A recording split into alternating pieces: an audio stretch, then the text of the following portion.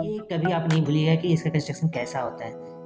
इसके लिए आपको कभी रेफरेंस की आवश्यकता नहीं पड़ेगी कि हम इस रेफरेंस हमेशा हम रेफरेंस के थ्रू ही ड्राइंग करें, कोई ज़रूरत नहीं है।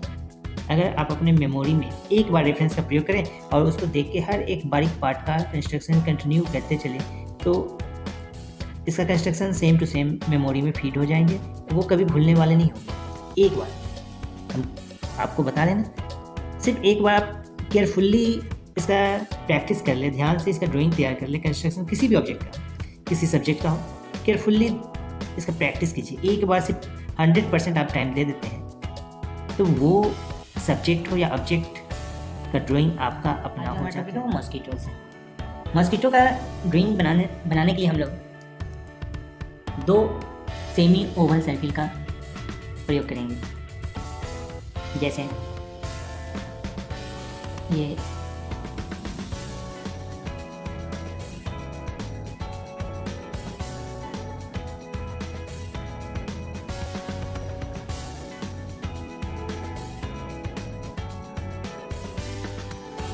ये ओवल शेप सर्किल के यूटिलाइज करके हम मॉस्किटो के बॉडी का निर्माण कर रहे हैं।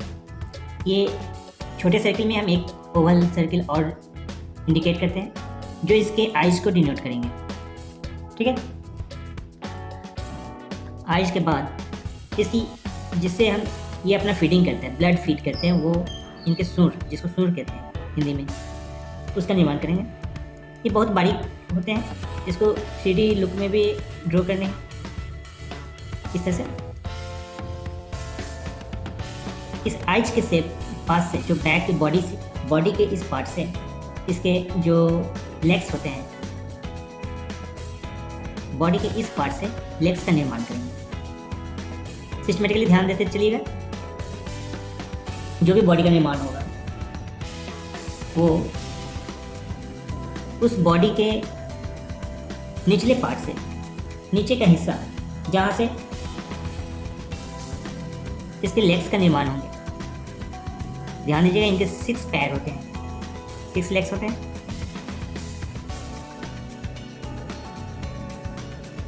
3 लेफ्ट साइड, 3 राइट साइड।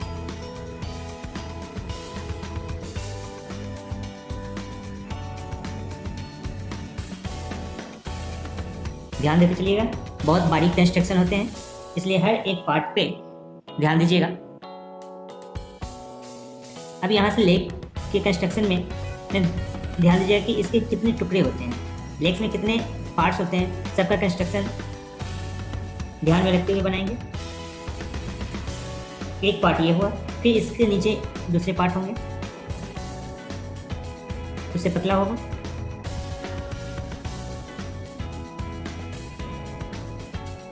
और इससे छोटा लास्ट पार्ट होगा।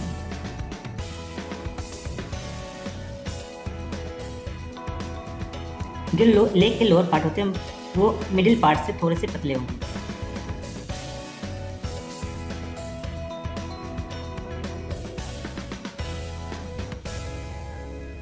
इस तरह से इसका कंस्ट्रक्शन तैयार करेंगे। फ्रंट लेफ्ट राइट साइड के लेग को दिखाने के लिए आइज के जस्ट नीचे से इसका कंस्ट्रक्शन को बनाएंगे। थोड़ा ऊपर में वाइड रखना है, उसके नीचे उससे पतला,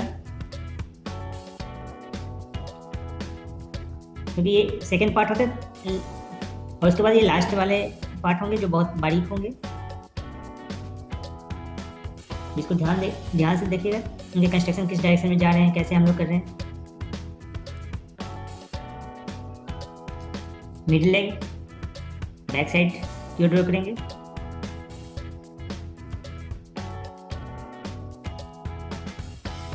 जो बैक साइड की ओर जाएंगे।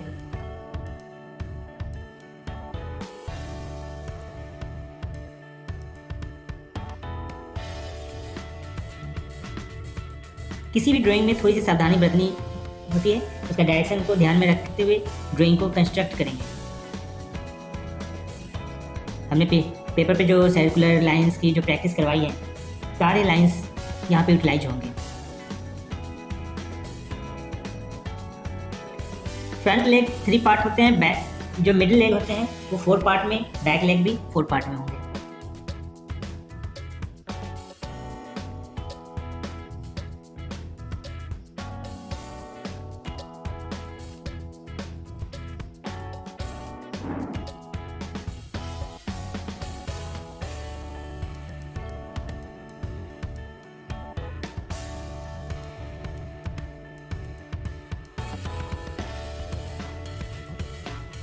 तीसरा लेग इसके अपवर्ड में जाएंगे,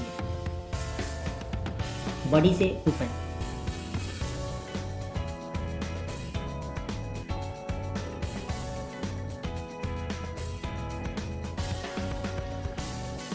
ये लेग हमेशा हवा की ओर मूवमेंट में रहती है, जो ऊपर की दिशाओं में जाता है डाउनवर्ड होते हुए।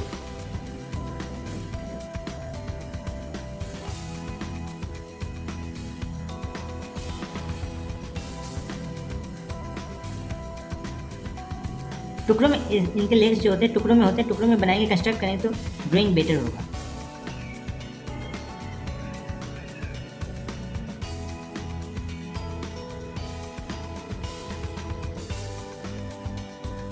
फ्रंट लेग, हमारा फ्रंट लेग से लेके front, middle and last leg left hand side का कंप्लीट हुआ। अब इसके बैक साइड भी जो बॉडी कंस्ट्रक्शन है बैक, वो बिल्कुल लॉन्ग ओवल शेप होंगे। ध्यान दीजिएगा, लॉन्ग ओवल शेप, अपवर्ड,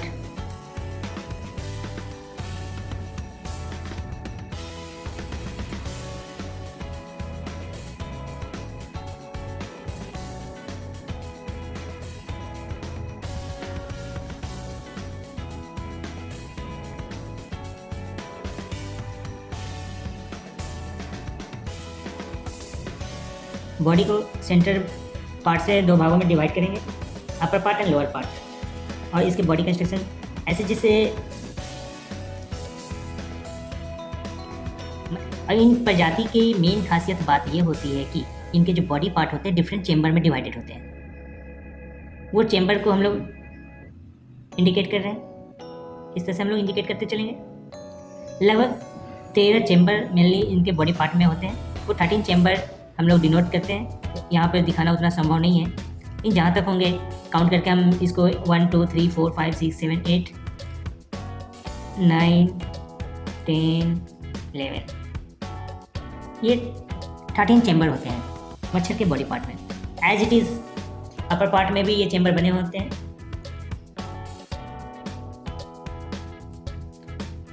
इस पार्ट से इसके विंग्स का कंस्ट्रक्शन कंप्लीट कर लेंगे। अब जो बॉडी का जो ये लाइन्स हैं उनको इरेज कर लेंगे। अब ये विंग्स के नीचे भी बॉडी पार्ट दिख रहे हैं, उसमें भी ये चेंबर का कंस्ट्रक्शन तैयार करेंगे।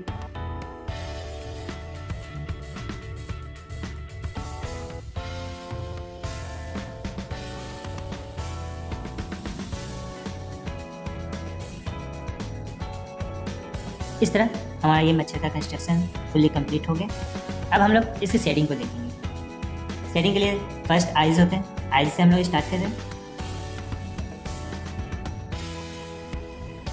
शेडिंग के लिए हमेशा हम लोग प्रैक्टिस में लाइन्स की प्रैक्टिस हमेशा कंटिन्यूसली, हम बोल रहे हैं कि लाइन की प्रैक्टिस कंटिन्यूसली अटैचमेंट करते हुए करेंगे, जिससे शेडिंग मेरा इंप्रूव होगा। शेडिंग के इंप्रूवमेंट काफ़ी बेटर ढंग से करने पड़ेंगे। हम आप लोग को हमेशा कहते हैं कि विदाउट डॉट्स के लाइन्स को टिक मार्क के थ्रू शेडिंग करेंगे और इसको कंटिन्यूसली अटैचमेंट, लाइन अटैचमेंट के थ्रू हम शेडिंग को आगे की ओर बढ़ाएंगे।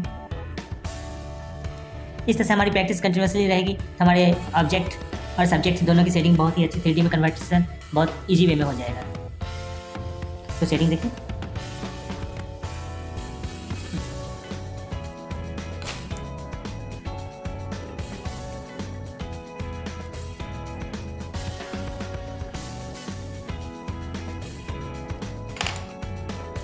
इस तरह से हल्की हल्की शेडिंग को, जो भी शेडिंग होंगे आउटलाइन को मैच करते हुए लाइट इफेक्ट, जहाँ पे लाइट इफेक्ट आएंगे, जो लाइट सोर्स होंगे उसके अकॉर्डिंग लाइट इफेक्ट छोड़ते हुए चलेंगे हम लोग। देखिए, जब भी हमें हाईलाइट करने होते हैं तो हम लोग अपने पेंसिल को बिल्कुल शार्प करते हैं। शार्प करने के लिए हम पेपर पे देखें, पेंसिल को हमेशा शार्प रखेंगे हाईलाइट करने के लिए।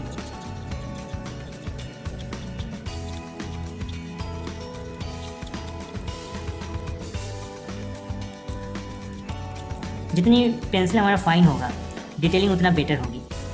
जब भी हमें डिटेलिंग करने होंगे पेंसिल को हमेशा फाइन धारदार करने होंगे, बिल्कुल तेज़, जिससे हमारा ड्राइंग हाईलाइट होगी। ठीक है, अब इस तरह से हम लोग इसको देखिए हाईलाइट कर दें।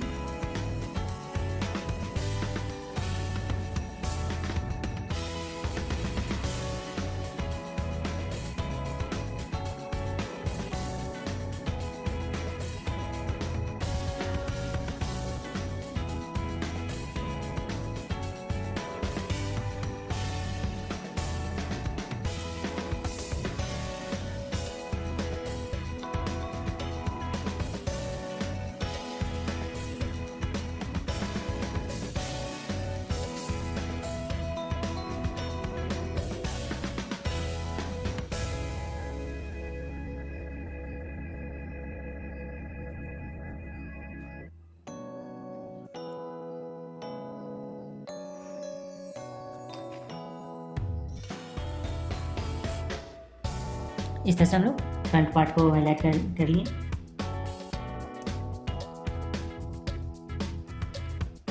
बॉडी पार्ट को गौर से देखेंगे, इसमें जो शेडिंग होंगे उनको परफेक्टली ध्यानपूर्वक उसको कंप्लीट करेंगे।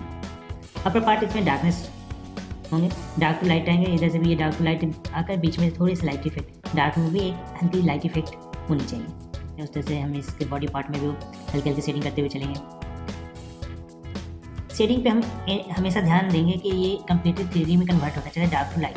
शेडिंग के लिए डार्क टू लाइट में हम बताते हैं शेडिंग का प्रैक्टिस करने की, ये हमने बताया प्रैक्टिस में बताया था कि ये इस तरह से डार्क टोन से लेते हुए ये लाइट टोन की ओर हमें आने हैं और धीरे धीरे ये पेपर लाइट की ओर मर्ज कर देना है। ये इस तरह से पेपर लाइट में कन्वर्ट कर देना है, डार्क टू लाइट। ये इस शेडिंग के इस रूल को हमेशा ध्यान में रखिएगा।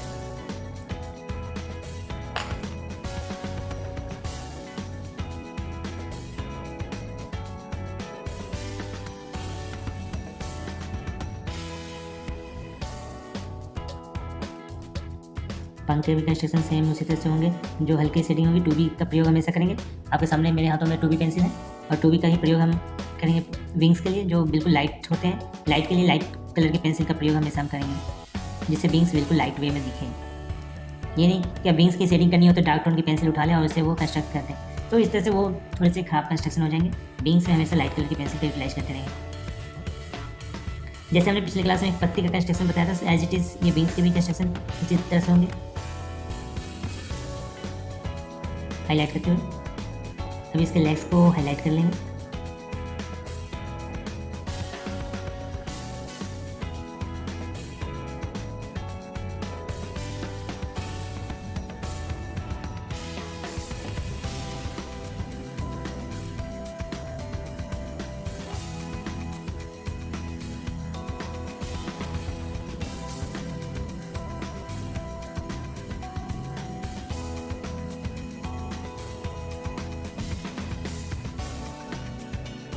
इस तरह से इसमें हल्की हल्की शेडिंग को बढ़ाएंगे।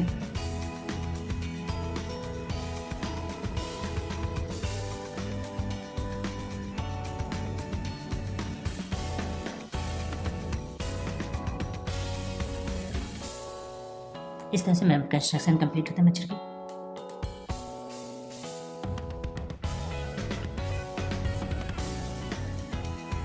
इस तरह से जितने भी कीट होते हैं उनकी ड्राइंग कंप्लीट करने के लिए हम लोग हमेशा कम्बो मोनो 0 का 2B पेंसिल यूटिलाइज करेंगे। ये पेंसिल इतनी स्मूथ और बारीक चलती है कि इससे मनचाहा इफेक्ट आ जाते हैं ऑब्जेक्ट हो या सब्जेक्ट, इसमें जैसा हम चाहते हैं वैसा इफेक्ट ये आ जाता है। इसलिए पेंसिल हैंडल करने के ऊपर डिपेंड करता है। सेकेंड क्वालिटी, जितने अच्छे ढंग से हम पेंसिल को हैंडल करेंगे उतनी अच्छी क्वालिटी हमारे ड्राइंग में कंप्लीट होगी। अगर हमें पेंसिल चलाना ही नहीं आएगा तो ड्राइंग कितनी कैसे बेटर बनेगी। ड्राइंग को बेटर करने के लिए पेंसिल पे कमांड होना बहुत ज़रूरी है, कहाँ पे हमें डार्क चाहिए, कहाँ पे लाइट चाहिए।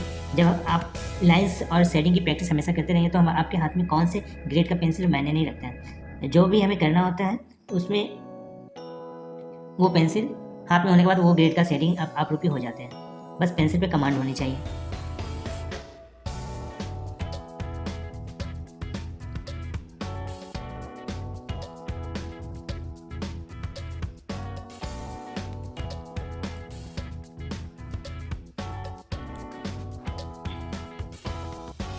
इस मच्छर का बायोलॉजिकल नेम यूलिसीडिया है,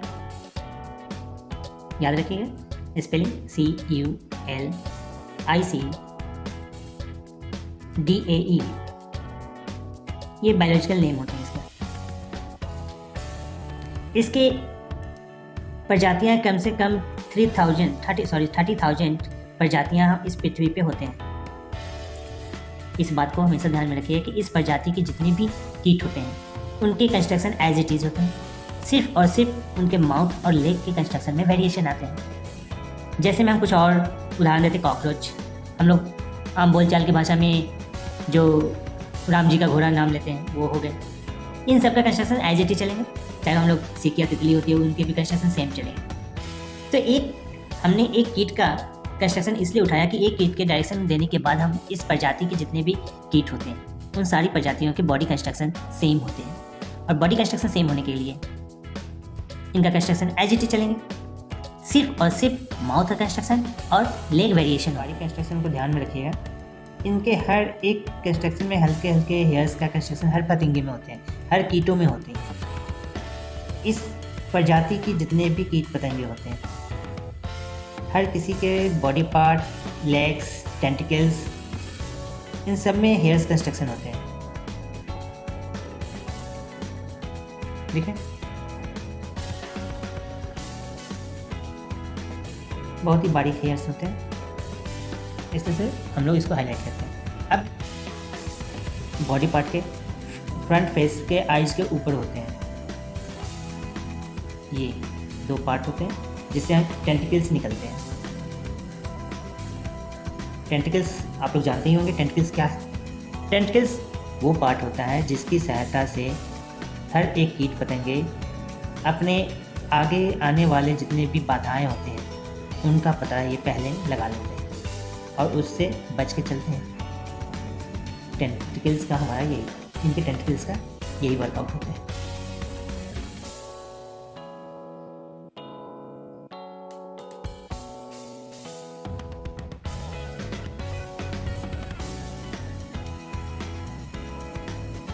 टेंटिकल्स पे इस तरह से बारीक कंस्ट्रक्शन होता है।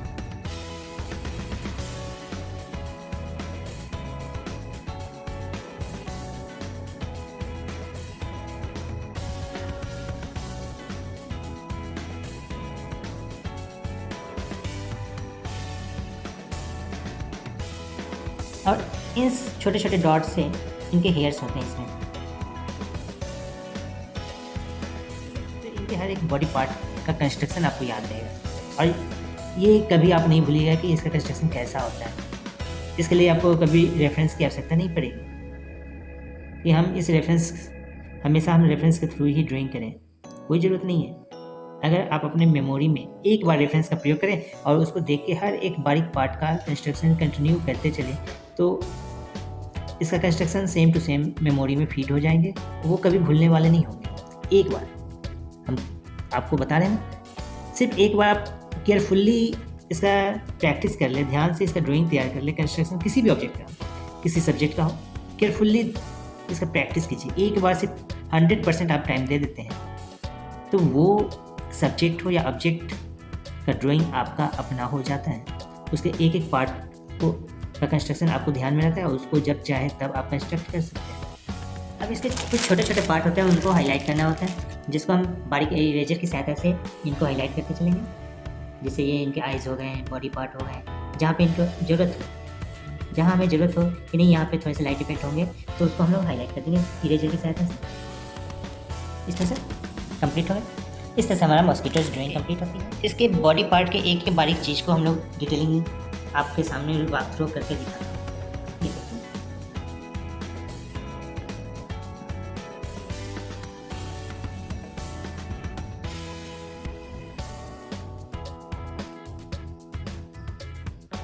दिख रहे हैं?